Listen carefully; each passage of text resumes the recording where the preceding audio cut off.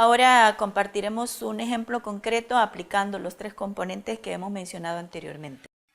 Veamos el componente cognitivo. Tenemos una imagen ahí de un profesional trabajando con todo su equipo. Ahí lo que representa es un comportamiento con una actitud a partir de toda la información preventiva que él sabe de su profesión. En la segunda imagen podemos observar a 2 trabajadores también, pero muy confiados de que no requieren del equipo necesario de protección y ahí están comportándose de manera emocional, muy afectivamente, confiados en que no les va a pasar nada y no se colocan en el equipo de trabajo. Y el tercer elemento, componente reactivo o comportamental, ante una situación de riesgo, es probable que cualquier profesional, aunque no tenga el equipo necesario, no importa que se anda el calzado, que se anda el casco, que se anda los guantes, va a incorporarse en el rescate si es necesario, porque hay un componente inmediato que requiere de atención, hay una respuesta que hay que dar ahorita, que no espera más, por lo tanto, ahí está el componente reactivo ante esa emergencia. Aquí entonces podemos identificar los 3 componentes ya en un ambiente laboral concreto de los 3. Otro ejemplo. Imagínese conversando con sus colaboradores o con su jefe inmediato. Esa imagen podría representar que usted está jugando uno u otro rol. Los 3 componentes lo podríamos aplicados así. El componente cognitivo, ¿qué está pensando sobre el tema de conversación? ¿Es plausible? ¿Es creíble? ¿Está confiando en lo que le está expresando? ¿Cómo se siente conversando con esa persona? Ahí está el componente afectivo. Y por último, ¿qué hará a partir de esa información sobre el tema de conversación y sobre el sentimiento que le provocó conversar con esa persona en uno u otro rol, como colaborador o como jefe de una unidad? Aquí veríamos también que el comportamiento que va a manifestar estará predominando cualquiera de estos 3 componentes, porque el tema fue importante y no importa que le simpatice o no y que usted va a actuar de una manera a partir de esa información o con una predominancia afectiva, a pesar de que la información es valiosa, por el componente afectivo le puede restar importancia y sentirse incómodo o no estar prestándole atención a lo que le está expresando su interlocutor. Y por otro lado, podría ser que al final, porque no le simpatiza, no lo escuchó en su totalidad, vio que la reunión fue improductiva, por lo tanto no fue de mayor relevancia y no habrá ninguna reacción favorable ante el tema de conversación que se tuvo. Cualesquiera que sean las actitudes que nosotros manifestemos ante una situación que puede ser positiva o puede ser negativa, siempre va a tener un impacto, siempre va a tener una consecuencia. Por ejemplo, si la actitud es favorable ante una situación, estemos seguros que nos va a conllevar a experimentar emociones positivas tanto en nosotros como en los que están a nuestro alrededor. Y por lo tanto, vamos a actuar para conseguir resultados favorables con nuestros colaboradores o con las personas con quienes estemos interactuando. Pero si por el contrario la actitud es negativa, sepamos también que nos va a conllevar a que van a producir emociones negativas y por consecuencia van a haber resultados negativos en las demás personas porque vamos a incidir, vamos a provocar también un estado emocional negativo de parte de las demás personas. Un ejemplo, en una reunión alguien puede estar poniéndose en desacuerdo con el que tiene a la par y entonces va a contagiar actitudinalmente su negatividad ante la presentación que se está teniendo. Por otro lado, podría ser de que asiente con lo que se está presentando y contagia a su compañero que está próximo a que tenga también una actitud de aceptación o favorable ante la presentación de la emoción que se está presentando. ¿Qué quiero decir con esto? Que una actitud positiva o una actitud negativa siempre va a traer consecuencias, dependiendo de cuál sea, favorable o desfavorable. Y también, si no tenemos cuidado, podemos ser contagiados por una actitud negativa. O si no tenemos cuidado, podemos contagiar a otras personas para que manifiesten una actitud negativa o positiva. Esto indica entonces que las actitudes, como decíamos al inicio, van construyendo, van integrándose en esos juicios de valores, van entretejiéndose para formar nuestro sistema de valores. Y voy a compartir la definición que vamos a entender por valores. Se define como el marco referencial de juicios y un patrón de orientación de la vida de cada uno de nosotros. Es decir, ¿qué es lo que nosotros priorizamos para determinar nuestros comportamientos o nuestras conductas ante ciertas situaciones o ante ciertas personas? Esos son nuestros valores. ¿Qué es lo prioritario para nosotros? A partir de los valores universales que ya conocemos. Entre ellos el respeto, el amor, la paz, la bondad, que son valores universales que cada uno de ellos tiene también su forma en que se va a manifestar. Bien, hablábamos de la definición de valores y decíamos que son todas esas priorizaciones o todo lo que para nosotros constituye lo prioritario, lo principal, esa jerarquización que hacemos para determinar nuestros comportamientos. Al inicio hablábamos de que dentro de las características también que se organizan para conformar nuestros valores y que también se organizan para determinar nuestra personalidad.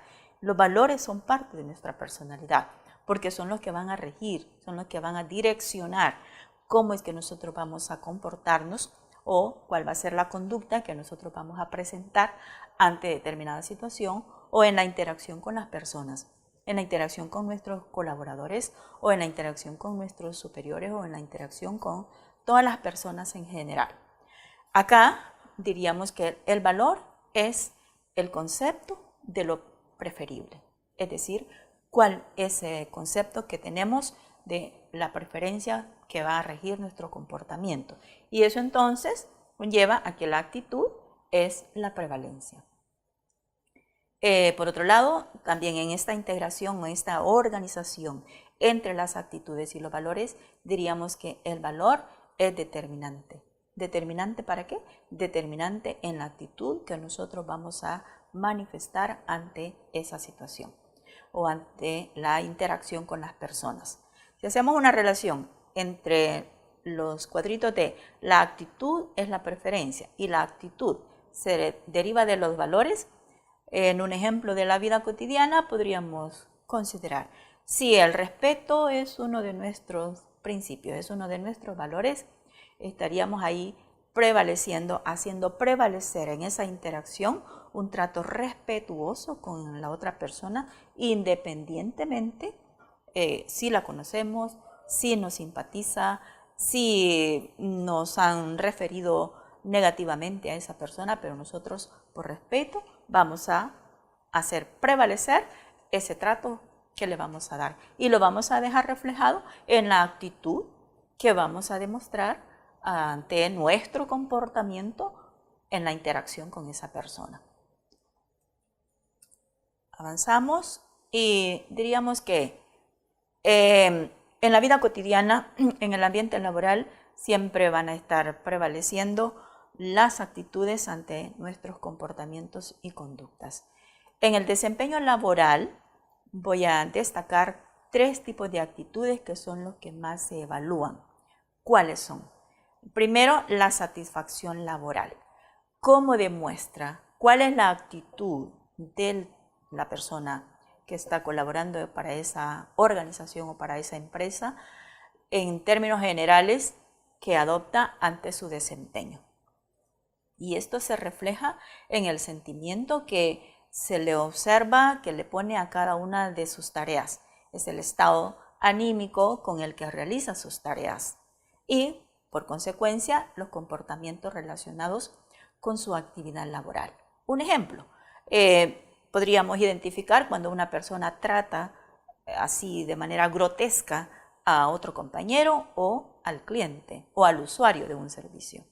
Diríamos entonces que esa persona es probable que no se sienta bien en su trabajo. Está demostrándolo con su actitud, con su comportamiento, con su conducta en la interacción con las otras personas. Otra de las actitudes que se evalúa bastante es el involucramiento en el trabajo. ¿A qué se refiere esta actitud? Se refiere a la medida en que el empleado se identifica con su trabajo. ¿Cuánto le gusta lo que hace? A su participación activa y a la importancia que su desempeño laboral tiene para su amor propio, es decir, le gusta, se siente contento, se siente alegre, se siente agradado de lo que está realizando, de sus tareas que implican ese puesto de trabajo. Y en tercer lugar, las actitudes de el compromiso con la organización. ¿Cuál es el compromiso de la organización? ¿Cómo lo demuestra el trabajador? Representa las inclinaciones de los empleados en términos de su lealtad, la entrega, la identidad o la identificación que tiene con la organización. ¿Cuánto le importa poner en alto el prestigio de la organización o desprestigiarla con comentarios o con acciones? Estos tres son las actitudes que más se evalúan en un proceso de medición del trabajo. ¿Cómo intervienen entonces las actitudes en nuestro desempeño laboral? Para ello hay algunos instrumentos que pueden servir para identificar cuáles son esas actitudes. Implica entonces que nos preguntemos, ¿se pueden medir las actitudes? Sí, se pueden medir. ¿Cuál es la finalidad de medirlas? Bueno, el objetivo fundamental es predecir cuál será la conducta de esta persona ante determinada situación. ¿Cuál será la conducta de esta persona en su desempeño laboral, independientemente que lo estén supervisando o no? Los instrumentos de medición de actitudes, entonces, son muy útiles, son muy importantes en conocer lo que no se puede observar directamente en el desempeño laboral. Preguntémonos también, ¿se pueden modificar las actitudes a partir de estos instrumentos de medición? Sí, también se pueden modificar. Ya decíamos que dentro de las características es que son educables, y si son educables son aprendibles, y si son aprendibles es porque se pueden modificar. Desaprendemos y reaprendemos constantemente dependiendo de la comprensión o de la valoración que cada uno de nosotros tengamos hacia esa situación. ¿Cuáles son algunas formas cómo se pueden modificar? Una forma es a través de la comunicación persuasiva. No es imponiendo, sino que llevando a la comprensión del interlocutor o de la persona de quien nosotros queremos que se dé el cambio. ¿Cuál cambio? Comparando esa actitud inicial o esa actitud observable con la actitud esperada. Eso es lo que lograríamos a través de una buena comunicación con las personas. Por otro lado, tendríamos que se puede modificar dependiendo también de cómo se redacta, se construye el mensaje que nosotros le vamos a trasladar a esta persona que nosotros consideramos que debe de modificar sus actitudes, pero tomando en cuenta la naturaleza de ella. ¿A qué naturaleza me refiero?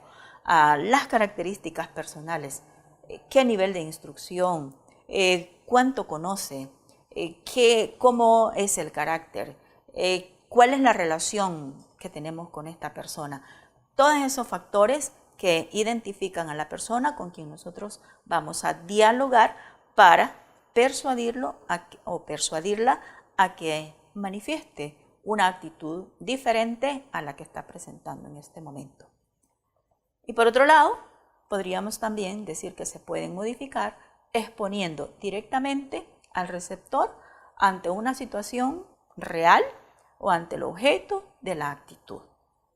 Un ejemplo, si está renuente a utilizar todo el equipo de seguridad para la protección laboral, podríamos colocar imágenes en donde se ven accidentes laborales por una actitud renuente o de rechazar colocarse o utilizar todo el equipo de protección. Ese puede ser también una forma de cómo nosotros podemos hacer que la persona comprenda, generar también un estado emocional que le lleve a aceptar y a tomar una actitud diferente para evitar riesgos laborales. Comparto esta afirmación, que no hay trabajos de baja categoría, solo actitudes mentales. Compartiendo esta afirmación a partir de las características, a partir de los componentes, a partir de que son medibles, a partir de que son modificables, significa entonces que lo que nosotros creamos negativo o positivamente de un puesto de trabajo depende de cómo nosotros lo vemos, de cómo nosotros lo valoramos, de cuál es el concepto que nosotros tenemos acerca de esas actividades laborales. Vamos concluyendo con estas 3 preguntitas para que reflexionemos acerca de lo que hemos compartido. En primer lugar, ¿son las actitudes en cada una de las personas son heredadas o aprendidas? Seleccionemos una. Apoyémonos en las características y en lo que hemos venido platicando sobre su modificación. En segundo lugar, preguntémonos, ¿las actitudes y los valores están vinculados? ¿Sí o no? Si decimos sí, ¿por qué decimos que sí? Si decimos que no, también argumentemos por qué no. Y en tercer lugar, ¿qué importancia tienen las actitudes en el ámbito laboral? Cualquiera que sea el puesto que nosotros estemos desempeñando. Ya decíamos, todo es cuestión de valoración. Con esto concluimos. Muchas gracias por este encuentro y nos veremos pronto. Hasta luego.